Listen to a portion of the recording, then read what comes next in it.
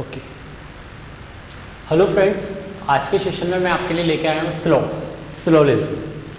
स्लोलिज्म। आपके सामने ये जो टॉपिक है, ये टॉपिक का एक और नाम कहा जाता है वेन डायग्राम। वेन डायग्राम क्यों कहा जाता है इस टॉपिक में, उस पर भी हम बात करेंगे।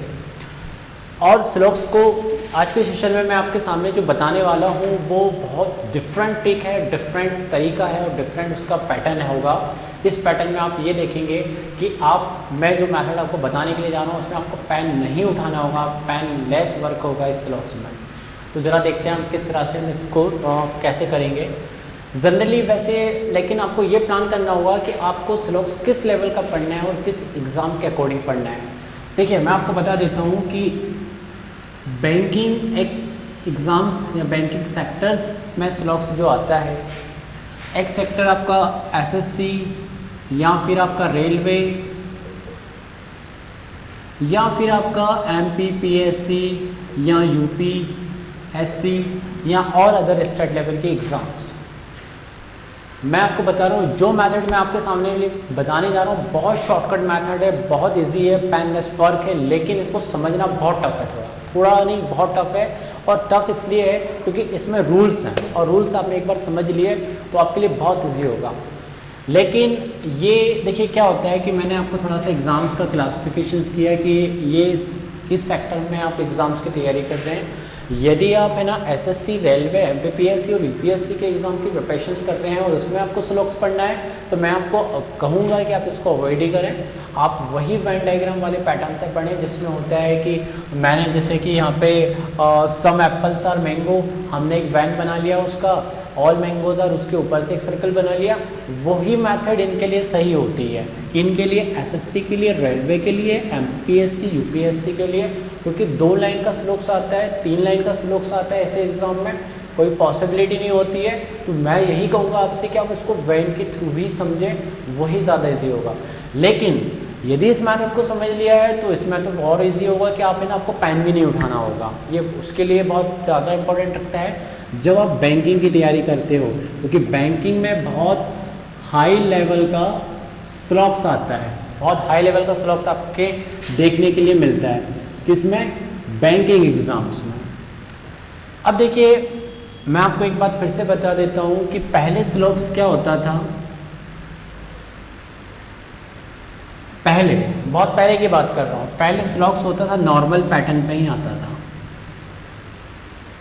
जिसमें कोई पॉसिबिलिटी नहीं होती थी, बिल्कुल नॉर्मल था। 2 लाइन का, 3 लाइन का ये स्लोक्स आता था। फिर इन्होंने क्या करा, जब स्लोक्स इजी लगने लगा लोगों को, वेन डायग्राम में लोग बिल्कुल महारती हासिल कर चुके थे, लोग बहुत इजी हो गए थे, कोई टॉपिक में कोई दम ही नहीं रहा था। तो बैंकिंग सेक्टर वालों ने क्या करा, हालांकि बैंकिंग सेक्टर के लिए बहुत इंपॉर्टेंट है, बिकॉज यहाँ पे 5 क्वेश्चंस फिक्स होते ही हैं। आप आरबीआई ग्रेड बी में जाएँ या फिर आईबीपीएस में जाएँ, बैंकिंग में 5 स्लोक्स फिक्स ही होते हैं। तो जब ये बहुत इजी हो गए, नॉर्मल हो गए, लोग बनाने लगे बहुत कम समय में, 2 मिनट में, 3 मिनट में सर्कल के थ्रू बनाने लगे, तो फिर उन्होंने उसको चेंजेस किया। और क्या चेंजेस किया? पॉसिबिलिटी कैश डाल दी है। पॉसिबिलिटी कैश के साथ स्लॉक्स आने लगा। ये थोड़ा सा टफ होने लगा क्योंकि इसमें कई सारी पॉसिबिलिटी लोगों को समझ नहीं आती है और वैन में थोड़ी सी गलतियाँ हो जाती हैं। लेकिन अच्छी प्रैक्टिस होगी इस पर भी काफ़ी अच्छी प्रैक्टिस हो गई। तो बैंकिंग सेगमेंट वालों ने, बैंकिंग सेक्टर वालों ने इसको और टफ बना दिया और इसमें क्या कर दिया, अब आपके सामने पॉसिबिलिटी तो था ही था, इसमें उन्होंने प्लस फ्यू वाले कंसेप्ट जोड़ दिए। फ्यू वाले सेगमेंट के कुछ वर्ड्स लगाकर स्लोक्स बना दिया। अब ये स्लोक्स इनसे और इनसे और डिफरेंट हो गया, और है ना अभी तक आप जो समझते थे उससे बहुत ज़्यादा थोड़ा डिफरेंट हो गया, क्योंकि आप ये समझ रहे हो कि ऑल पेन्स आर बुक्स है या कोई भी वर्ड से, कोई भी सेंटेंस है स्लोक्स का, और फ्यू से वो स्टार्ट है तो उसका मीनिंग भी वही होगा। पॉसिबिलिटी के केस में इसके बहुत सारे डिफरेंट मीनिंग हैं। तो मैं आपको बताने के लिए जा रहा हूँ कि सबसे हार्ड लेवल के आप स्लोक्स यदि पढ़ना है तो ये मेथड बहुत ईजी होगा, पेनलेस होगा। और हार्ड लेवल आता कहाँ पे है? बैंकिंग एग्जाम्स में। चलिए तो हम समझते हैं कि कैसे इसको करते हैं। देखिए, स्लोक्स में सबसे पहले इस मेथड को यदि समझना है तो सबसे पहले आपको है ना नॉर्मली समझना पड़ेगा, और फिर पॉसिबिलिटी का समझना पड़ेगा, फिर पॉसिबिलिटी के साथ में फ्यू वाले कंसेप्ट को समझना पड़ेगा। तो नॉर्मल स्लोक्स की बात हम पहले करेंगे। तो नॉर्मल स्लॉक्स में आपने देखा होगा, स्लॉक्स के जब भी क्वेश्चन आते हैं तो होता है क्या है, एक स्टेटमेंट होता है, एक कंक्लूजन होता है, माने एक कथन होता है, एक निष्कर्ष होता है। तो कथन और निष्कर्ष में क्या होते हैं कि जो सेंटेंस देखने के लिए मिलते हैं वो यही मिलते हैं। एक ऑल का होता है, एक नो से स्टार्ट होता है, एक सम से होता है, एक सम नॉट वाला होता है। कौन कौन से होते हैं? एक पूरा ऑल वाला होता है, एक नो वाला होता है, एक सम वाला होता है और एक सम नॉट वाला होता है। यही आपको स्टेटमेंट में मिलेंगे, यही कंक्लूजन मिलेंगे, इन्हीं में पूरी कहानी फिनिश हो जाती है नॉर्मल स्लॉक्स में। तो ज़रा मैं आपको इसके पहले मेरी मेथड के अकॉर्डिंग मैं बताता हूँ कि स्लॉक्स मैंने कैसे समझा और कैसे इसकी थ्योरी है और कैसे इसका ये मेथड है। देखिए, मैंने इस मेथड में क्या कर रखा है, स्लॉक्स को 2 पार्ट्स में डिवाइड कर रखा है। आपको शायद ही बहुत कम बुकों में ऐसा मिलेगा, या बहुत कम आपको यूट्यूब पर लेक्चर्स मिलेंगे जिसमें इस मेथड के थ्रू स्लॉक्स को बताया गया, 50-100 लेकर बताया गया और वेन डायग्राम लेकर बताया। इस मेथड के थ्रू आपको कहीं नहीं मिलने वाला है। मिल भी जाएगा तो नॉर्मल स्लॉक्स मिलेगा, पॉसिबिलिटी नहीं मिलेगा। पॉसिबिलिटी आपको कहीं नहीं मिलना है, डेफिनेटली आप सर्च करें गूगल्स पे या यूट्यूब पे, आपको वीडियो कहीं नहीं मिलने वाला पॉसिबिलिटी का बिना पेन लेस। तो मैंने क्या कर रखा है, स्लॉक्स को 2 पार्ट्स में डिवाइड कर रखा है, यूनिवर्सल में, एक पर्टिकुलर में। यूनिवर्सल का सीधा सीधा मतलब होता है सर्वव्यापी, जिसको मैं लिख भी देता हूँ। क्या मतलब होता है? सर्वव्यापी। और पर्टिकुलर का मतलब वैसे ही वर्ड से ही क्लियर है, पर्टिकुलर का मतलब है अंशात्मक, यानी अंशव्यापी हम इसको बोल सकते हैं। तो फ्रेंड्स, मैंने इस मेथड में क्या कर रखा है या इस मेथड में क्या होता है, इस मेथड का क्लासिफिकेशन पहले आप थोड़ा समझ लें। स्लॉक्स को 2 पार्ट्स में डिवाइड कर रखा है, एक यूनिवर्सल और एक पर्टिकुलर। ठीक है, यूनिवर्सल में क्या होता है, यूनिवर्सल वर्ड से शो है कि सर्वव्यापी, पूरा समाहित, और पर्टिकुलर का नाम ही सीधा सीधा है, किसी पार्ट की बात कर रहे हैं तो अंशव्यापी। दोनों को फिर क्लासिफिकेशंस किया हुआ है मैंने, एक पॉजिटिव है, एक नेगेटिव है। सिमिलर इसमें भी एक पॉजिटिव एक नेगेटिव है। अब ये क्या है वो मैं आपको बता देता हूँ। देखिए, मैं बात फिर से कर चुका हूँ कि स्लॉक्स के अभी नॉर्मल स्लॉक्स की बात कर रहे हैं हम, तो यही हमें क्वेश्चन, ये जो सारे सेंटेंस है, यही सेंटेंस हमें स्टेटमेंट में मिलते हैं और यही सेंटेंस हमें कंक्लूजन में मिलता है। तो देखिए, पहले सेंटेंस को जरा अच्छे से समझना होगा। इसमें क्या बात की जा रही है कि ऑल पेन्स आर बुक्स, ये बता रहे हैं कि सभी पेन बुक है। तो यहाँ पे ये किसी एक को छोड़ रहे हैं क्या, ये सभी को ले रहे हैं, तो सभी पेन बुक बताइए इन्होंने। तो जब सबकी बात कर देंगे तो ये एग्जाम्पल आपका क्या होगा, किसका हो जाएगा, यूनिवर्सल का, क्योंकि वहाँ पे वो सबकी ही बात कर रहे हैं। फिर क्या है, दूसरा पॉइंट, दूसरा स्टेटमेंट है नो पेन्स आर बुक। अब ये क्या कह रहे हैं कि कोई भी बुक, नो बुक मतलब कोई भी बुक पेन नहीं है। बुक अपनी जगह, पेन अपनी जगह, इनका कोई रिलेशन नहीं है, कोई भी बुक पेन नहीं है। तो यहाँ पे भी इन्होंने पूरे को ही काउंट किया है, एक भी बुक को काउंट छोड़ा नहीं है, कोई भी बुक पेन नहीं है। तो ये भी क्या होगा, जब पूरे की बात की जाएगी तो यूनिवर्सल ही कहलाएगा। बट देखिए, ये भी यूनिवर्सल है, ये भी यूनिवर्सल है, लेकिन पहले वाले में वो कह रहे हैं कि सभी बुक पेन है, यही कहा है कि सभी पेन्स आर बुक, मतलब सभी पेन्स आर बुक है, तो माने कि ये हैं। और दूसरे में कहा है कि सभी पेन बुक नहीं है, तो ये क्या होगा, उसका पॉजिटिव होगा और ये उसका नेगेटिव होगा। दोनों यूनिवर्सल के कैसे होंगे, पर एक सकारात्मक होगा। देखिए, पॉजिटिव का सीधा सा मतलब क्या होता है, सकारात्मक, और नेगेटिव का सीधा सा मतलब नकारात्मक, माने चीज़ों को नहीं बताना, ठीक है, या नेगेटिव शो करना। अब हम देख लें थर्ड सेंटेंस, जो कहता है कि सम पेन्स आर बुक। ये कहता है, पार्ट में बात कर रहा है कि कह रहा है कि कुछ पेन जो है बुक है। सीधी सी बात है, यदि पार्ट की बात कर रहे हैं तो ये पार्ट पर्टिकुलर का आ जाएगा, यानी अंशव्यापी का है। तो किसका है ये, पर्टिकुलर का।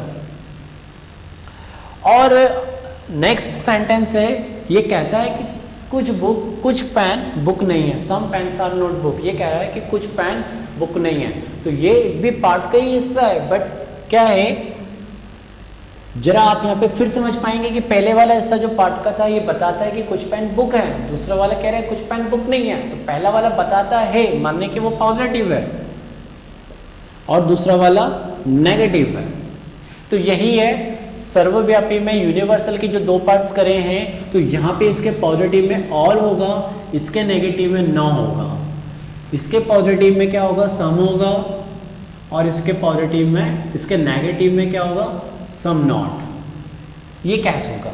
तो पहले आप थोड़ा ये समझ लीजिए कि इस तरह से मैंने क्लासिफिकेशन के किए हुए हैं। अब एक निकनेम हम थोड़ा सा सबको देंगे, चाहे तो आप एक निकनेम दे सकते हैं, आपको बहुत सारे यूट्यूब पे मेथड में देखने के लिए मिलता है जो आप सर्च करते हैं। तो क्या है ना कि जैसे कि कोई नाम है भाई, विकास नाम है, उसका निकनेम कोई बोलता है विक्की, तो यहाँ पे जो सब जो सेंटेंस जिससे स्टार्ट होते हैं, पहला वाला जैसे ऑल से स्टार्ट हो रहा है तो इसका निकनेम हम इसको ए कैसे शो करेंगे, इसको ई से शो करेंगे, इसको आई से शो करेंगे और इसको ओ से शो करेंगे। बस ये थोड़ा सा माइंड में सेट कर लें, ए ई आई ओ, ओके। तो यानी कि ये क्या हो जाएगा आपका, पहला वाला ऑल वाला जो होगा हम इसको ए से रिप्रेजेंट कर सकते हैं, हम बार बार ऑल लेके ना बात करें, हम ए से भी बात कर सकते हैं। नो वाले को हम ई से बात कर सकते हैं, ठीक है। सम वाले को हम आई से रिप्रेजेंट कर सकते हैं और सम नॉट वाले को हम ओ से रिप्रेजेंट कर सकते हैं, ठीक है। अब कहानी में हम आगे आते हैं। तो इसके बाद आपको पहला क्लासिफिकेशन तो ये समझना होगा, ये एक माइंड में सेट करना पड़ेगा, ठीक है। अब दूसरी चीज आती है रूल्स, इसके रूल्स समझने पड़ेंगे। देखिए मैं पहले ही बात कर चुका, जिस मैथड से हम पढ़ रहे हैं इसको समझने थोड़ा टफ है, लेकिन समझने के बाद करना बहुत ईजी है, पेन उठाने की ज़रूरत नहीं पड़ेगी आपको। तो फ्रेंड्स हम इनके रूल्स को समझते हैं, इनके रूल्स को थोड़ा सा आप समझ लेंगे, सबके अलग अलग रूल्स होंगे सेंटेंस के। तो पहला वाला देखिए ऑल होगा, जिसको हम ए से रिप्रेजेंट करेंगे। दूसरा वाला होगा आपका नो, जिसका निकनेम होता है ई। थर्ड वाला होता है सम, जिसका निकनेम होता है आई। एंड फोर्थ वाला जो होगा वो होगा सम नॉट, जिसका निकनेम क्या होगा ओ। तो आपको इस मेथड में ये समझना पड़ेगा कि इन सेंटेंस जो स्टार्ट होते हैं ऑल से, नो से, सम नोट से, इनको कितने तरीके से हम बोल सकते हैं। पहला रूल तो यही है, ठीक है। रूल में सबके अलग अलग नंबर्स हैं क्योंकि अलग अलग सेंटेंस से स्टार्ट हो, अलग अलग वर्ड से स्टार्ट हो रहे हैं। तो जैसे कि ऑल का एक सेंटेंस ले लेते हैं हम कि ऑल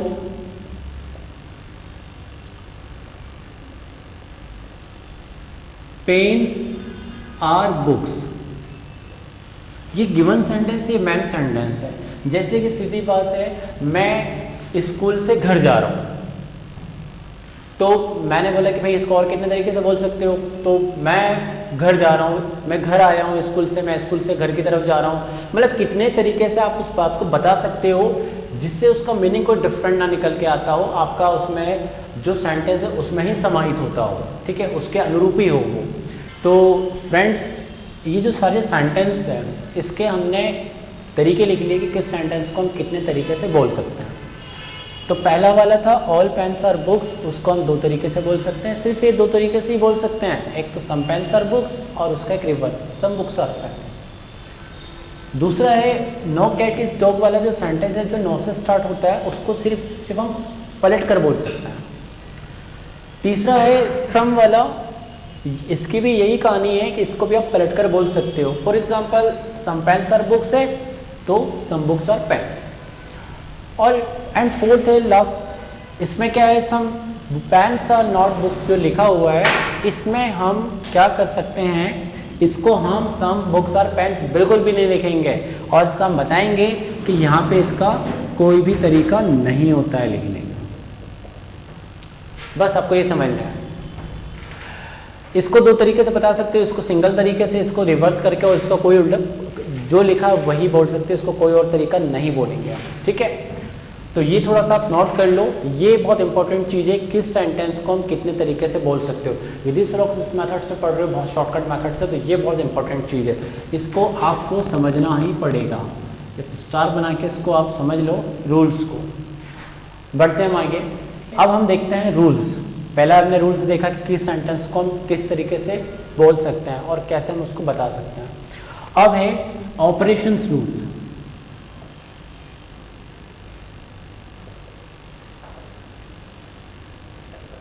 ऑपरेशंस रूल, इसमें क्या होगा, एक्चुअली इसका एक और नाम हम ये भी बोल सकते हैं मर्ज।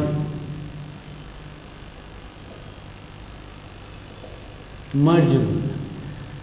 देखिए 4 तरह के सेंटेंस हमने पढ़े हैं, ऑल होता है, नो होता है, सम होता है एंड सम नॉट होता है। तो इनके आपस में क्या मर्ज करके देखेंगे, ऑपरेशंस करेंगे, ठीक है।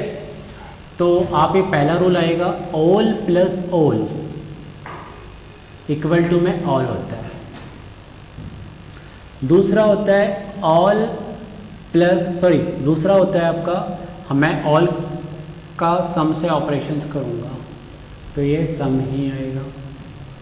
एंड थर्ड होगा आपका जिसमें मैं ऑल का ऑपरेशंस करूँगा नो से, तो क्या निकल कर आएगा, नो या सम नॉट आएगा। एंड फोर्थ में करूँगा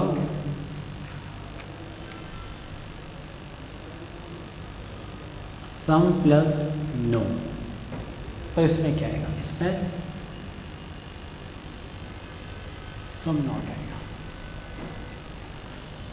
ये ऑपरेशंस है, ये ऑपरेशंस करना होगा, ठीक है।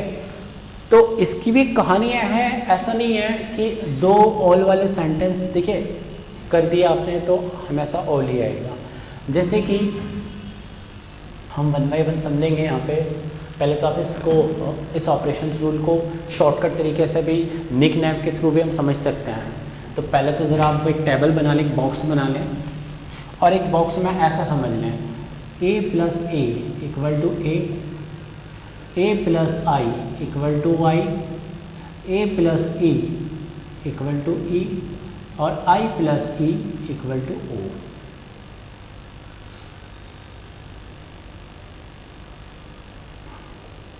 ये वही बात है जो अभी मैंने लिखी हुई थी, लेकिन अब ये निकनेम में लिखी हुई है मैंने। निकनेम में मतलब वही है जो हम पहले बात कर चुके हैं, ठीक है। देखिए अब यहाँ पे कैसे होगा, पहले हम 1 बाय 1 समझना पड़ेगा, और ये बहुत इंपॉर्टेंट चीज़ है भी। इसको आप नंबर 1 दे दें, इसको आप नंबर 2 दे दें, इसको आप नंबर 3 एंड नंबर 4। तो 1 बाय 1 एक एक रूल को पहले अच्छे से समझते हैं। तो सबसे पहले हम समझते हैं नंबर 1 रूल। तो नंबर 1 रूल क्या है हमारे पास में, नंबर 1 रूल ये बता रहा है हमें ऑपरेशंस की a प्लस ए जब आप करते हैं तो a आता है, ठीक है। लेकिन ज़रूरी नहीं है कि हर बार a ही आता है, वो ज़रा देखने पे समझ में आएगा। तो a का भी एक सेंटेंस ले लेते हैं हम, ऑल कुछ भी ले लेते हैं कि ऑल CPU इज़ LCD, और दूसरा ले लेते हैं ऑल LCD इज़, क्या ले लेते हैं, कुछ भी ले लेते हैं, all LCD is TV। Operations rule यही बता रहे हैं कि ये पहला सेंटेंस होगा और ये दूसरा सेंटेंस होगा। दो सेंटेंस का आप जब मर्ज करने जाते हो तो क्या निकल कर आएगा, आउटपुट। ये आउटपुट को बताता है, ठीक है। तो ये 2 सेंटेंस हैं, इन 2 सेंटेंस का आउटपुट क्या आएगा, वो हमने देखा है ऑल आता है, ए आता है मतलब। लेकिन इसकी भी कंडीशंस है, ज़रूरी नहीं है कि हर बार ए ही आ जाए। ए आने की कंडीशंस है वो मैं आपको ज़रा बता देता हूँ और यहाँ पे समझा देता हूँ कि ए आने की कंडीशंस क्या है।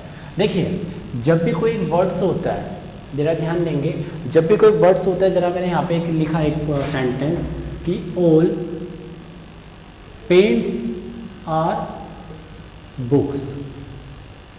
देखिए मैं एक बात बता दूँ, इसमें इंग्लिश का कोई रोल नहीं है, सिंगुलर लिखा है, प्लूरल लिखा है, कोई सेंस नहीं है यहाँ पे, ठीक है। ये मैटर नहीं करता है, यहाँ पे आर है कि इज है, इससे कोई लेना देना नहीं है।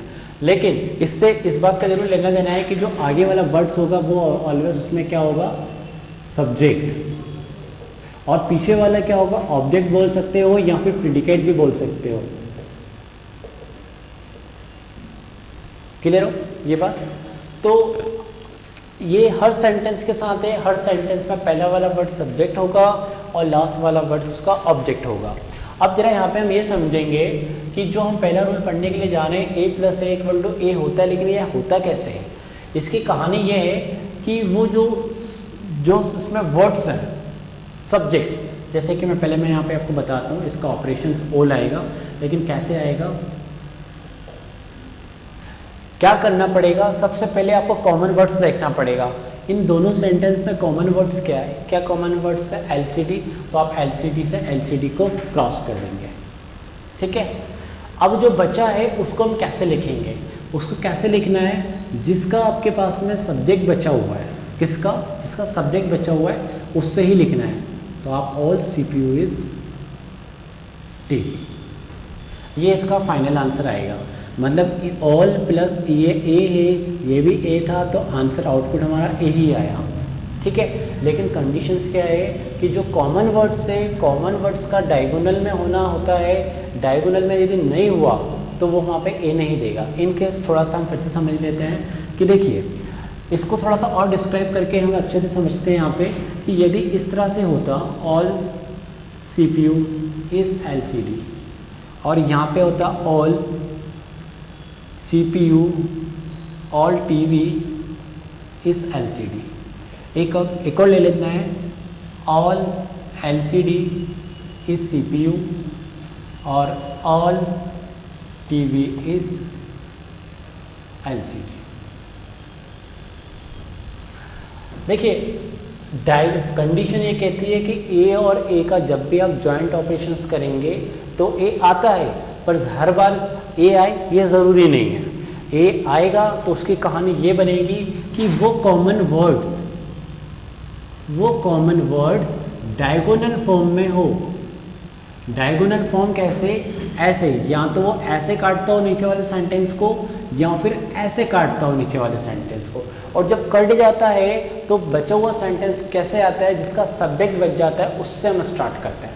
अब जरा यहाँ पे देखो कॉमन वर्ड्स तो है पर डायगोनल फॉर्म में है क्या, ऐसे फॉर्म में है, तो ये कोई ऑपरेशन ही नहीं होगा और ए भी नहीं आएगा, इसका कोई ऑपरेशंस नहीं होगा, ठीक है। अब यहाँ पे क्या होगा, इनका ऑपरेशन हो जाएगा क्योंकि LCD कॉमन वर्ड्स में, बट वो डायगोनली में है, कट गया। अब ऑल का जो सेंटेंस जो आएगा, आउटपुट वाला सेंटेंस जो आएगा वो इस तरह से आएगा, ऑल जिसका सब्जेक्ट बचता है TV इज CPU, ठीक है, इस तरह से आएगा। तो क्वेश्चन हमारे सामने किसी ने ये किया, फिर से एक बार मैं बता देता हूँ। क्वेश्चन किसी ने हमारे सामने ये किया कि ये दो सेंटेंस हम आपको देते हैं, आप हमें ये बताइए कि आप इन दोनों को मिलाकर कितने सेंटेंस बना सकते हैं। सीधा सा एग्जांपल है, आपको एक दूध दिया गया है और एक शक्कर दे दी गई है, और एक दूध हो गया एक आइटम और एक शक्कर हो गई। अब ये कह रहे हैं कि दोनों को मिला के कितनी तरह की मिठाइयाँ बना सकते हैं, ठीक है। तो हम ये यहाँ पे दो सेंटेंस दिए गए हैं और कह ये रहे हैं कि इनसे बनाकर कितने सेंटेंस बता सकते हैं। देखिए कभी आप ये पढ़ते हैं ना तो ज़्यादा तरीके से अच्छे समझ में आएगा इस मेथड में। तो देखिए पहला क्या करूँगा, मैंने कॉमन वर्ड्स काट दिया और मेरा मेन जो आउटपुट वाला सेंटेंस आया वो ये आया, ऑल CPU इज TV। ये पहला ऑपरेशन सेंटेंस कहलाया। अब हमने एक रूल पढ़ा था कि जब ऑल CPU इज TV हम लिखते हैं तो इसको मैं दो तरीके से फिर बोल सकता हूँ, तो इसके फिर दो निकल कर आएंगे। दूसरा आएगा सम CPU is TV, okay. Third क्या होगा, थर्ड फिर देखिए इसका एक और निकल कर आएगा, क्या होगा, सम TV इज CPU, ठीक है। देखिए ये वाला जो आपका रहा मैन रहा, ठीक है, मैन आउटपुट जो निकल कर आया है, जब ए आ गया तो ए को खुद हम दो तरीके से बोल सकते हैं, उसके दो पैटर्न हो गए इस ए के, ठीक है। अब क्या होगा, ये देखो ये तो क्या है कि तीन जो निकल कर आए दोनों के ऑपरेशन से आए। जैसे कि है ना, दूध और शक्कर को आपसे ये बोला है कि मिलाकर आप कितनी मिठाइयाँ बना सकते हो, या सिंगल भी कोई मिठाइयाँ बन सकती है, तो हम वो भी बोलेंगे कि ठीक है हमने बनाकर मिलाकर तो मिठाइयाँ बना दी। पर अकेले दूध से भी कुछ बन रहा था, जैसे दही बन रहा था, तो अकेले सिंगल सेंटेंस से भी कुछ बन रहा है, हाँ बन रहा है। इसके खुद के दो सेंटेंस निकल कर आएंगे जो क्या होंगे, सम CPU इज LCD, और एक और आएगा, क्या एक और आएगा, इसी का रिवर्स आएगा जो क्या होगा, सम LCD is CPU। Similar second वाले के भी दो आएंगे, ठीक है, एक और आएगा उसका, सेकंड वाले के दोनों आएंगे, क्या आएगा, पहला हो जाएगा उसका some LCD is TV and 7 some TV is LCD। तो ये 7 कंक्लूजन आए हैं। अभी आप पहले तो ये सीख रहे हैं कि कंक्लूजन कितने हम बोल सकते हैं सेंटेंसों को लेके। तो 7 कंक्लूजन आए 2 सेंटेंस को मिलाकर 2 ऑल वाले स्टेटमेंट को ऑपरेशंस करने पर। फिर से बता देता हूँ, ये दोनों थे एक सिंगल सेंटेंस में जिसको हम डिडक्टिव सेंटेंस बोल सकते हैं। ये दोनों सिंगल 1 वाले के हैं, ये दोनों सिंगल 2 वाले के हैं, और ये तीनों जो हैं ये पहले मैन वाले के दोनों निकल कर आए इसके। ओके, ये आप समझ लीजिए। बढ़ते हैं हम सेकेंड रूल की तरफ।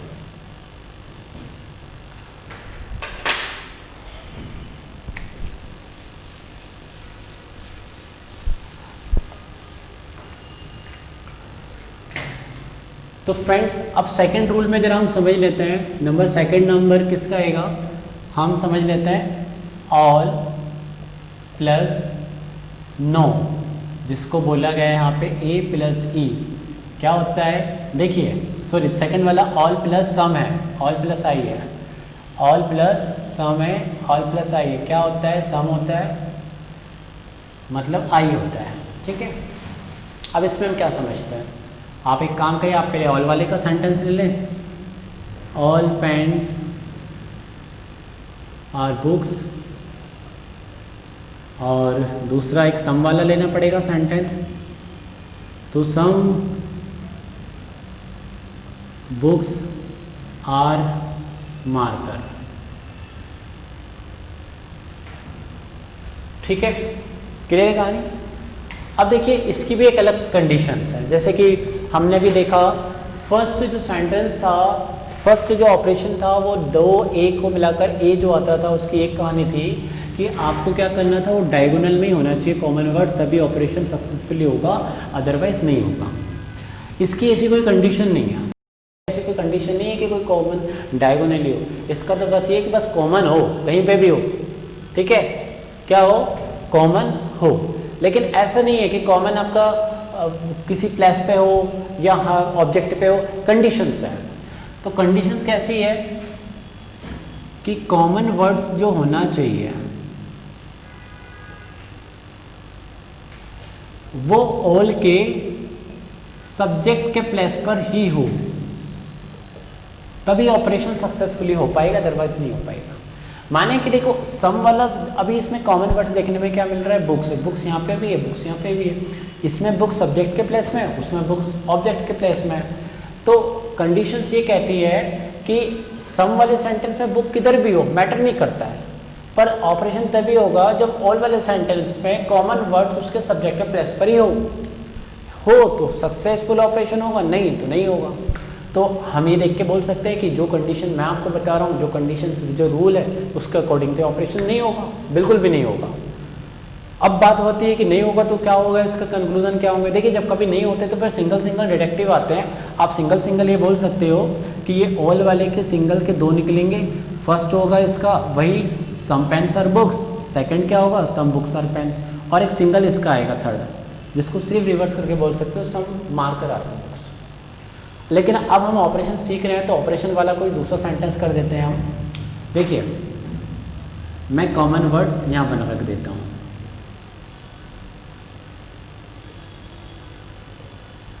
और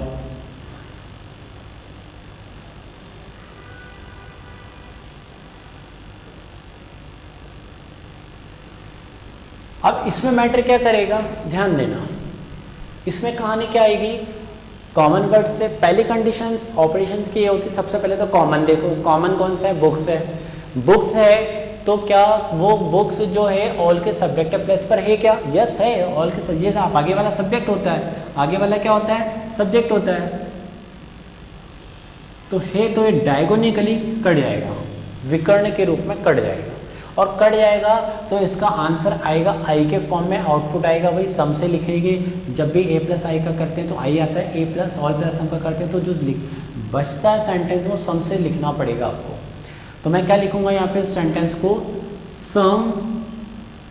अच्छा इसमें ये वो कंडीशन भी नहीं है, जैसे कि हमने ए प्लस ए में कंडीशंस पढ़ी थी कि पहले तो आपका वो डायगोनली फॉर्म में हो कॉमन वर्ड्स, ठीक है, तो ही ये ऑपरेशन एक आएगा। दूसरी बात है कि उस सेंटेंस में आपको सब्जेक्ट से स्टार्ट करना है जिसका सब्जेक्ट बच जाता है। इसमें ऐसा कुछ नहीं है, जो बच जाता है आप स्टार्ट कर दें। लेकिन यदि आप सोचते हैं कि पहले मैं मार्कर वाला उठा लेता हूँ, सम मार्कर्स आर पेन्स, तो इसके दो बनते हैं, तो इसका दूसरा क्या आ जाएगा, सम पेन्स आर मार्कर। ये दोनों इसके क्या कहलाएंगे, ऑपरेशन कंक्लूजन, यानी मर्ज होकर आए हैं ये दोनों। इन दोनों को आपने मर्ज कराया, ऑपरेशन कराया, तब जाकर ये दोनों कंक्लूजन आए, तो दोनों आपके क्या कहलाएंगे, मर्ज कंक्लूजन्स। लेकिन अब और भी आएंगे, और क्या आएंगे, सिंगल केस के आएंगे, थर्ड एंड फोर्थ, जो सिमिलर इसमें लिखा हुआ है, और इसका आएगा फिफ्थ सिंगल। ओके, ऑल वाले के दो खुद के आएंगे और एक सम वाले का आएगा।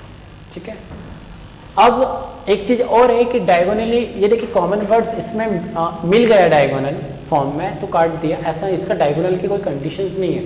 इसकी तो कंडीशन सिर्फ ये है कि वो जो कॉमन वर्ड्स है वो सब्जेक्ट के प्लेस पे हो, किस सेंटेंस के, ऑल वाले के में। अब ये बुक्स ये यहाँ पर होता और मार्कर यहाँ पे होता, तो भी इसका वही ऑपरेशन आता, बस इसमें वो कॉमन वर्ड्स इधर नहीं होना चाहिए, इसमें कॉमन वर्ड्स इधर नहीं होना चाहिए। ठीक है, चलिए थर्ड सेंटेंस को समझते हैं, थर्ड ऑपरेशंस को।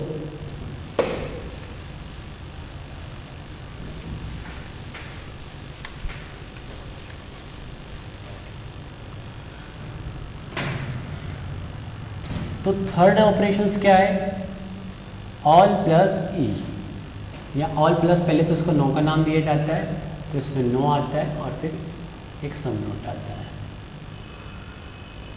ठीक है, तो ऑल को मैं क्या लिख सकता हूँ, ए, इसको लिख सकता हूँ ई, ई आएगा या फिर ओ आएगा। तो एक ऑल और नो वाला हम जो कर रहे हैं सेंटेंस, इस सेंटेंस में एक ऑल का मैंने ले लिया, all LCDs TV and no TV is कुछ भी ले लेते हैं, no TV is light. Okay, क्या है कंडीशन इसकी, बहुत सिंपल सी कंडीशन है।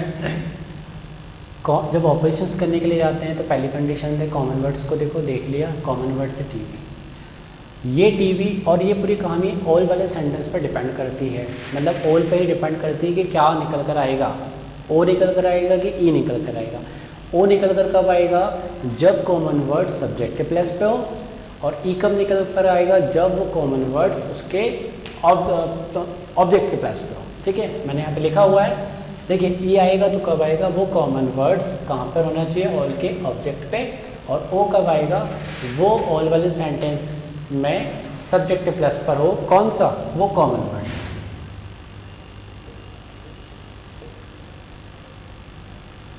ओके, तो यहाँ पे क्या होगा, यहाँ पे दोनों कट जाएंगे, और कट जाएंगे तो क्या आएगा, नो वाला सेंटेंस, जिसको हम बोलते हैं ई वाला, तो हम उसको नो से स्टार्ट करेंगे, नो LCD इज लाइट। ये मैन बना, एक और बनेगा इसका रिवर्स करके, नो लाइट इज LCD। ठीक है, ये दोनों बने इसके, ये लेकिन दोनों कौन से कहलाएंगे, ऑपरेशंस कंक्लूजन। क्या कहलाएंगे, ऑपरेशंस कंक्लूजन। फिर सेल्फ डिटेक्टिव तो हो ही जाएंगे, बता चुका हूँ मैं आपको रूल में, इसका एक बनेगा, इसका दो बनेगा। ठीक है, दो बनेंगे इन दोनों, और इसका एक सिंगल का एक अलग बनेगा, तो कुल कितने हो जाएंगे, 1 2 3 4 5, ये आएगा। ठीक है, अब आते हैं नेक्स्ट लास्ट फोर्थ वाले की तरफ। इसमें मैं आपको और भी अच्छे तरीके से समझाऊंगा, सबको एक साथ लेके, ठीक है, कि हम इसको कैसे कैसे कर सकते हैं। लेकिन एक लास्ट वाला और समझ लीजिए आप, उसमें क्या होगा,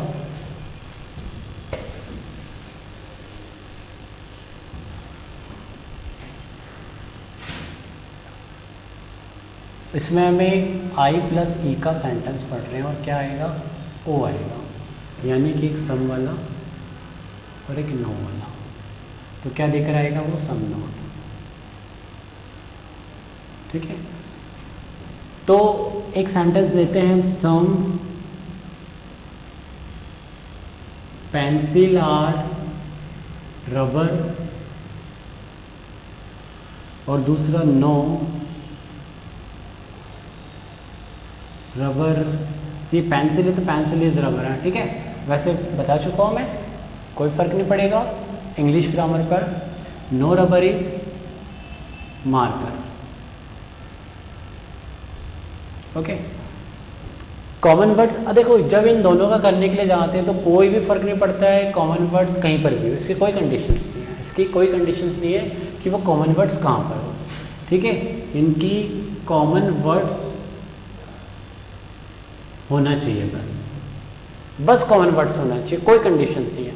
यदि वो दोनों कॉमन यहाँ पे हैं तो भी कट जाएगा, वो दोनों कॉमन यहाँ पे तो भी कट जाएगा, वो दोनों कॉमन ऐसे तो भी कट जाएगा, वो दोनों कॉमन ऐसे तो भी कट जाएगा।